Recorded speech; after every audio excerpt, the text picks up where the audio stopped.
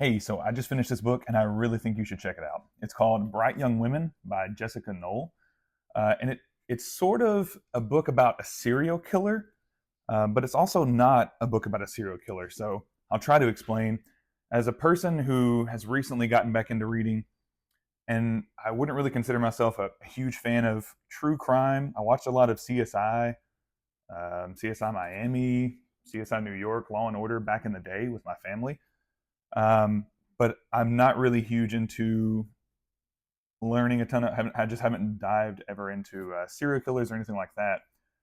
This book is super interesting to me because it's about a serial killer, but it really is more about a couple of the victims of a serial killer, and I want to say the experiences of one of the victims, as well as the experiences of someone who was tertiary to one of the victims. So it follows the story of Pamela, who is a sorority house president, and two girls are murdered by the serial killer in it.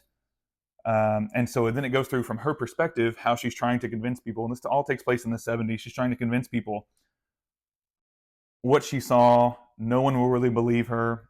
Female perspectives weren't respected or appreciated as much in that time frame, and so it really paints an accurate picture of that. And then it also starts portraying the actual perspective of one of the victims of the serial killer.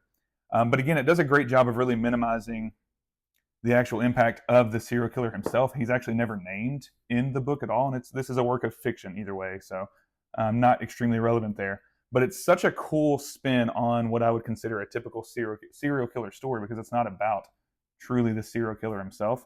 Um, if you play video games, I played a video game way back in the day called Tales of Symphonia. It's super random, but you play as not the chosen one, but you play as the chosen one's friend, and your job is to guide the chosen one through to fulfill their purpose. And this book kind of reminds me of that because Pamela isn't one of the victims, but she was part of the victims' lives, right? She was the head of their sorority house. So it's something that didn't directly happen to her, but it's still telling the story through her experience, and it provides an extremely valid and great perspective on it. So fantastic book. I had this recommended from someone, a couple people, as part of the book club that I recently joined here in my area, and I just picked it up on a whim because it was on sale at my local bookstore. Fantastic read. Super glad I went ahead and picked it up and read it. And if you haven't read it, I definitely recommend checking it out, even from someone who isn't a huge true crime, serial killer, murder, thriller genre fan.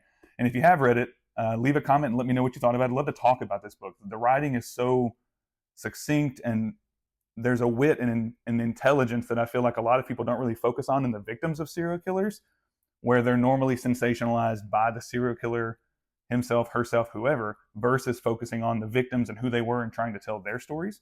Yeah, leave a comment. Let me know. And if you have already read it, then I'm sure you've probably told your fellow book lovers